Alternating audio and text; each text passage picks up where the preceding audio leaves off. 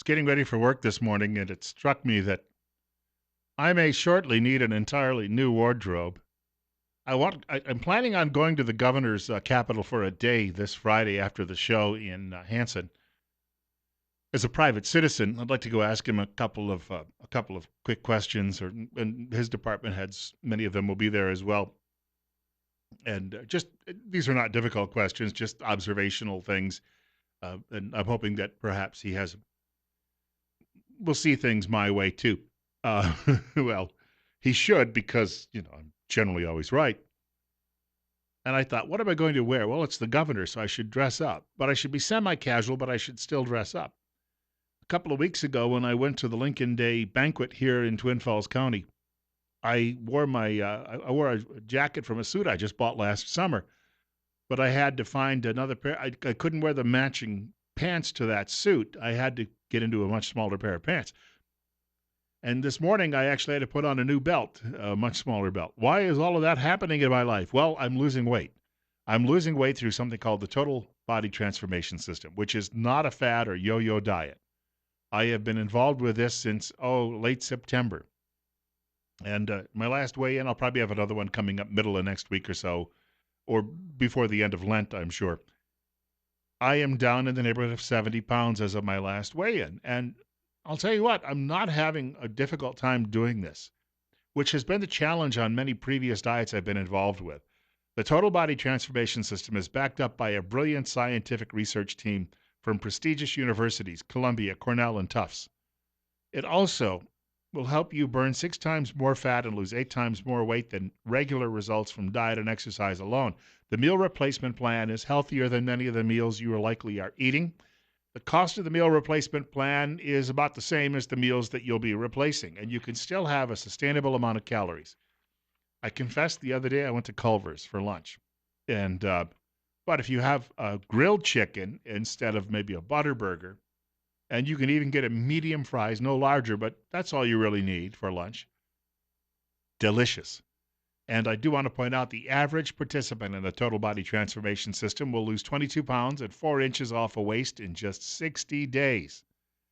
I wanted to also mention, too, that it's an all-naturally, natural and scientifically validated approach. The ingredients validated, too, as well. Backed up with an unconditional full money-back guarantee. If you'd like to know more, you've got to call Marketing Executive Don Chandler. And Don as well can tell you, he can give you his own testimonial. He is a success story as well on the Total Body Transformation System. His telephone number, 208-731-3560. Don is at 208-731-3560. I was talking earlier about the so-called Trump-Russia scandal. Well, Judge Andrew Napolitano made an appearance on Fox and Friends, and he was rather blunt in his assessment of all of this, saying if Donald Trump is right, and indeed Trump Tower was bugged by the Democrats, we may never know because simply he may never be able to release the details for security reasons. And actually, I think that Obama and his fellow travelers are very pleased with that because they can still claim Trump is nuts and they can protect their side, their guy. Because if this was ever revealed to be true, the Democrat Party might be done for good. We would finally know the perfidy of the liberals in America, clear perfidy of what they're really all about. And these are big government statists. They're like the people in Oceania in the novel 1984.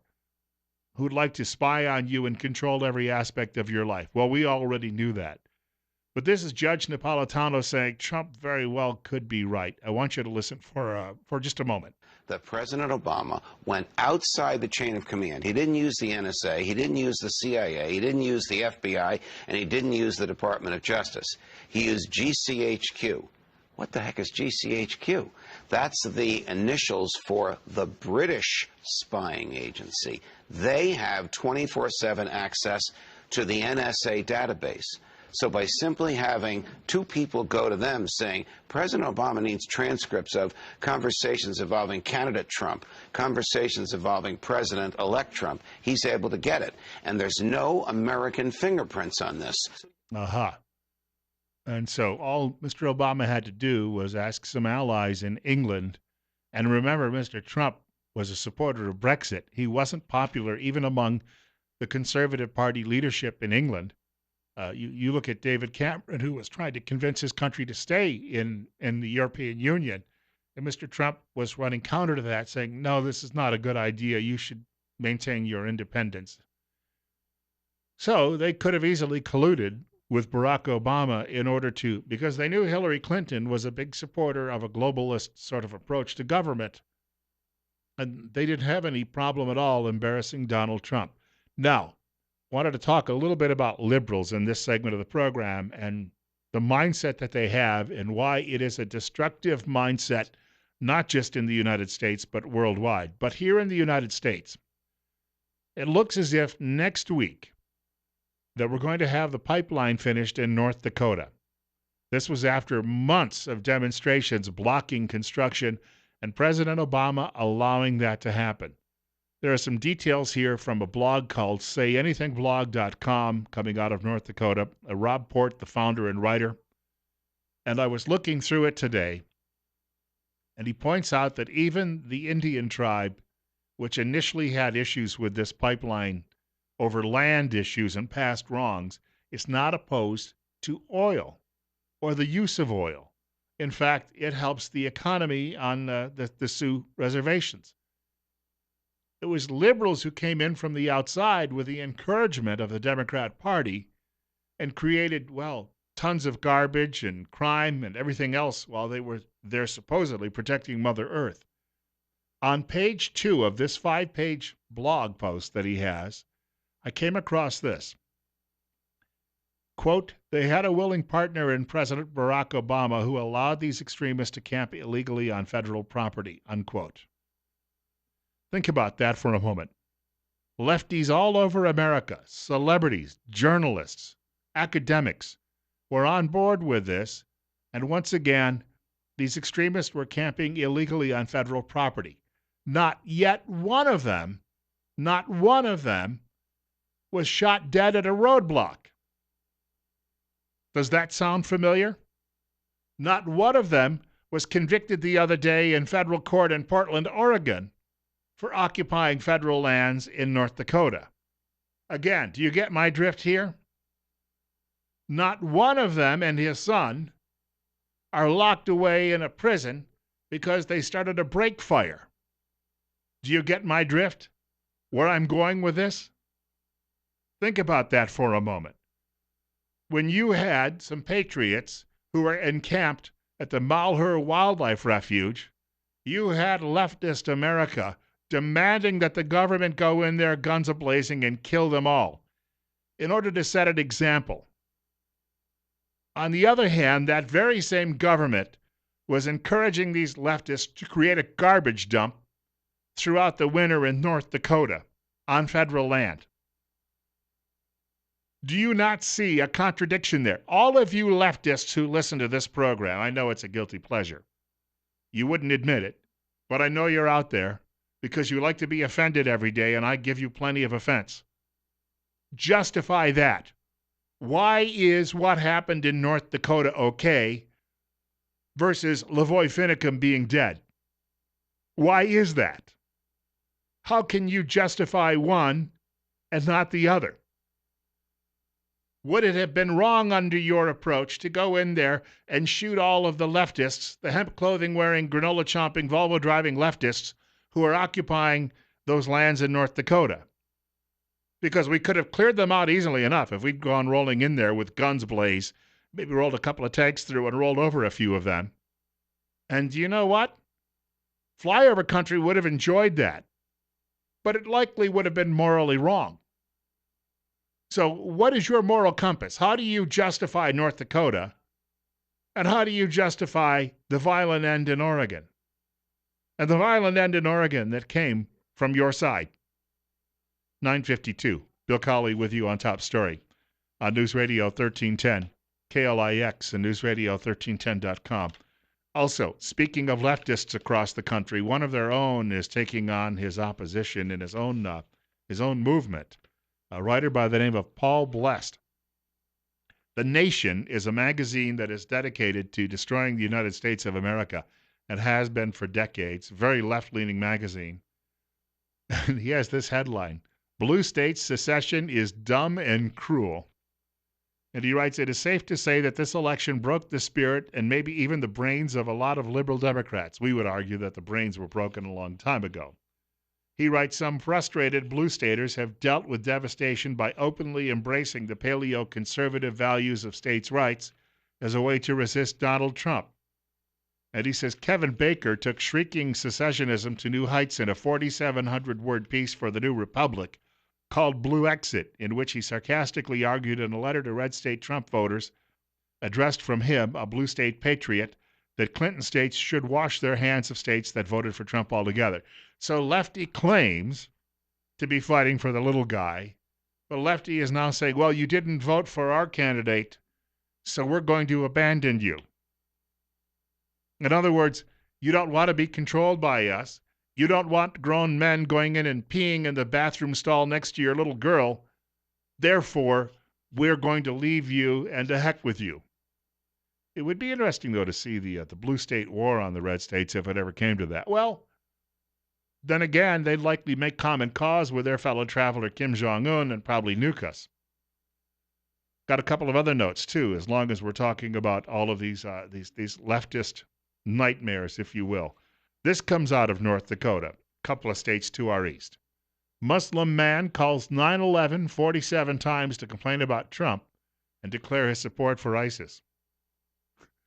You would think he'd be locked up. 47 times he called 911. Well, this is from CNS News. Muhammad Awais Muhammad, a Grand Forks, North Dakota man. He must be very cold. The temperatures in Grand Forks are vastly different than, let's say, out in the desert, where the so-called these so-called chosen people live out on a sand dune. He called 9/11 47 times in less than 1 week to voice his displeasure with President Donald Trump. Now, in 1 week, if he'd done it 47 times in an hour, you could say, all right, he didn't get arrested right away because they had to find his house. He did it over a course of a week. And nobody for a while objected to it. He wouldn't want to hurt his feelings, and the local newspaper would say that we're being culturally insensitive. So the Grand Forks Herald reported this story. Court documents describe the conversations between Muhammad and the emergency dispatchers. Muhammad reportedly claimed that he had no freedom in the United States. You think if you were calling 911, I don't know, in Saudi Arabia and ranting about the government there and the leadership and claiming you wanted to go to Canada, that you would be allowed to do that for an entire week? So he says he has no freedom in this country, but they allowed him to get away with this for 6 days. Then he said he wanted to go home or to Canada. He declared his support for ISIS, said he dislikes women, and maybe that's why he's not going back. They'd throw him off a minaret. And he repeatedly ranted about Trump. When police finally arrived, he wouldn't answer the door, but he kept calling 911 and complaining. While they were there, they could hear him making the phone calls from inside his apartment. Muhammad said he called 9/11 so many times because he, quote, knew his rights and because he loved America, unquote, according to the complaint. Yeah. So, again, you Democrats can claim him. He will likely be voting if he gets his citizenship, or if he hasn't already. He'll be voting for what? Elizabeth Warren? Yeah, we remember her. And Bernie Sanders. And then I've got this from Washington Free Beacon. Nancy Pelosi's healthcare tweet gets unintended response. Pelosi tweeted out a link to the White House website asking her followers to share their experience with Obamacare. She did not get the answers she was looking for. And I'm going to give you a short selection before we wrap up the program. One writer said, my costs have skyrocketed under Obamacare, out of pocket almost twice what paid pre-Obamacare. Here's another. Healthcare insurance for dad and 2 younger siblings is $800 per month. This is not affordable for a middle-class family. It didn't end there. A writer said, cost went through the roof. Another writer said, my costs have skyrocketed under Obamacare, out of pocket almost twice what paid pre-Obamacare. Another writer said, please get rid of the Affordable Care Act, known as Obamacare. It is financially devastating to us in the middle class. We need to care for our families. And I have this one, too, as well. There were many more, but these are just a selection. A writer said, I need surgery and can't get it because deductible is too high. Been in pain for 2 years. Well, again, Pain is okay. You're probably a Republican, and then, you deserve it. But we have to pass the bill so that you can find out what is in it away from the fog of the controversy. I'll get you, my pretty, and your little dog, too. All I can tell you is I'm not looking to cohabitate or to coexist with liberals. I am looking to destroy them before they destroy us. And if they'd like to secede, there's the door. God willing, if the creek don't rise, they'll allow me to come back and do this all over again tomorrow morning between 8 and 10 o'clock right here on News Radio 1310 KLIX and newsradio1310.com. Rush Limbaugh's program is on the way in just a few minutes after Fox News. Also coming up following Fox News at 1 o'clock today, Sean Hannity. Glenn Beck after news at 4 o'clock, and Dave Ramsey from 7 until 10 o'clock tonight.